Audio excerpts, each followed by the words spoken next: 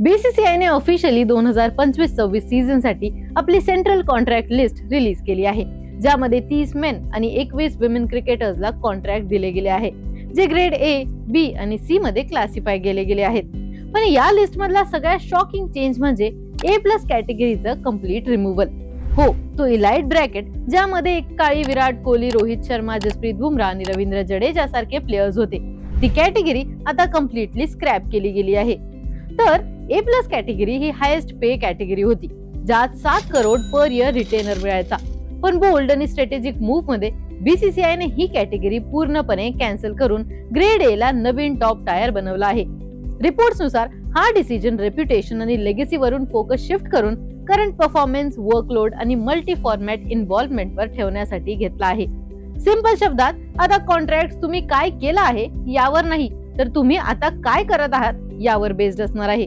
आणि या policy चेंजचे major consequences दिसून आले, एस्पेशली इंडियाच्या 2 ग्रेटेस्ट मॉडर्न डे क्रिकेटर्स साठी, विराट कोहली आणि रोहित शर्मा, जे एक काळी इंडियन क्रिकेटचे अनडिस्प्युटेड फेस होते आणि परमनंट A+ मेंबर्स पण होते, ते आता ग्रेड बी मध्ये ठेवले गेले आहेत. त्यामागचं कारण म्हणजे की हे दोन्ही प्लेयर्स आता फक्त ODI फॉर्मॅट्स मध्ये फीचर करतात, कारण त्यांनी T20Is आणि टेस्ट क्रिकेट पासून स्टेप अवे केला आहे. रिव्हर्स स्ट्रक्चर मध्ये मल्टी फॉर्मॅट पार्टिसिपेशन हा की मेट्रिक आहे आणि त्यामुळे त्यांची ग्रेडिंग ऑटोमॅटिकली रिड्यूस झाली आहे.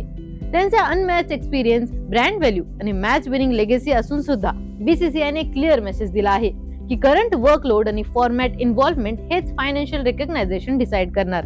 फॅनसाठी हा डिसिजन शॉकिंग होता, पण इनसाइडर्स सांगतात की अजित आगरकरच्या लीडरशिप खाली सिलेक्शन कमिटीने हा स्ट्रक्चरल ओव्हरहॉल प्रपोज केला होता. ऑब्जेक्टिव्ह एकच, परफॉर्मन्स मेट्रिक्स, वर्कलोड मॅनेजमेंट आणि फ्युचर प्लॅनिंग या 3 गोष्टींना अलाइन करणं.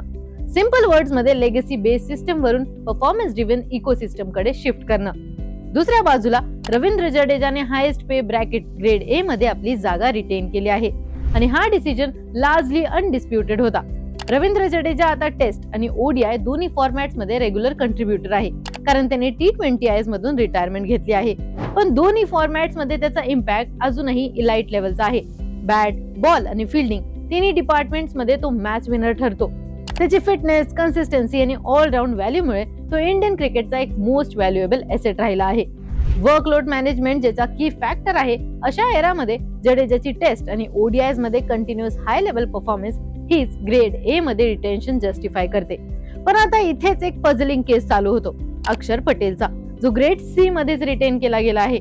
लास्ट 2 वर्षात अक्षर पटेलने टेस्ट, ODIs आणि T20Is तिन्ही फॉर्मॅट्स मध्ये मॅच विनिंग परफॉर्मन्सेस दिले आहेत. बॅट आणि बॉल दोन्ही डिपार्टमेंट्स मध्ये इंडियाचे टेस्ट डॉमिनन्स मध्ये, एस्पेशली होम कंडिशन्स मध्ये त्याचा रोल खूप इम्पॉर्टंट होता आणि लिमिटेड ओव्हर्स क्रिकेट मध्ये पण त्याचा इम्पॉर्टन्स वाढत चालला आहे. त्यामुळे बरेच लोक ग्रेड बी मध्ये प्रमोशन एक्सपेक्ट करत होते. पण बीसीसीआयने consistent selection across formats, injury history आणि मॅच फ्रिक्वेन्सी या फॅक्टर्सला जास्त वेटेज दिला आहे आणि त्यामुळे अक्षर ग्रेड सी मध्येच राहिला. या वर्षी अजून एक नोटेबल हायलाइट म्हणजे विमेन क्रिकेटर्सचा एक्सपांडेड इन्क्लुजन. 21 विमेन प्लेयर्सला सेंट्रल कॉन्ट्रॅक्ट मिळाले आहेत, जे इंडियन विमेन्स क्रिकेटमध्ये ग्रोईंग इन्व्हेस्टमेंट आणि प्रोफेशनलिझमचं स्ट्रॉंग मेसेज आहे. फायनान्शियल सिक्युरिटी, एक्सपोजर आणि स्ट्रक्चर्ड प्लॅनिंगच्या मदतीने बीसीसीआय विमेन्स गेमला नेक्स्ट लेवलवर नेण्याचा इंटेंट क्लिअर दिसून येतोय. टोटल 51 प्लेयर्स, ज्यामध्ये 30 मेन आणि 21 विमेन प्लेयर्सला सेंट्रल कॉन्ट्रॅक्ट मिळाले आहेत, जे बोर्ड टॅलेंट पूल आणि डेप्थ बिल्डिंग वर बीसीसीआयचा फोकस दाखवतो. पण त्याहूनही इम्पॉर्टंट म्हणजे हा कम्प्लीट रिवॅम्प इंडियन क्रिकेट गव्हर्नन्स मध्ये नवीन एरा स्टार्ट करतो, जिथे परफॉर्मन्स, फिटनेस, अवेबिलिटी आणि अडॅप्टेबिलिटी हे लेगेसी आणि स्टार पॉवर पेक्षा जास्त मॅटर करतील. हा रिस्ट्रक्चरिंग यंग प्लेयर्स साठी पण स्ट्रॉंग मेसेज आहे. कन्सिस्टंट मल्टी फॉर्मॅट परफॉर्मन्स हीच फास्टेस्ट पाथ आहे रिकग्नायझेशन आणि फायनान्शियल सिक्युरिटीसाठी. हा सिस्टम कॉम्पिटिशन, अकाउंटेबिलिटी आणि लॉंग टर्म प्लॅनिंगला प्रमोट करतो, जे 2027 ODI वर्ल्ड कप आणि अपकमिंग ICC सायकल साठी इंडियाला तयार करायला अत्यंत गरजेचे आहे. खऱ्या अर्थाने हा ओव्हरऑल बदलणाऱ्या इंडियन क्रिकेट इकोसिस्टमचा रिफ्लेक्शन आहे, जिथे टफ डिसिजन्स फ्युचर प्रूफिंग साठी घेतले जात आहेत, जरी त्यासाठी गेमच्या बिगेस्ट आयकॉन्सला रिपोझिशन करावं लागलं तरी.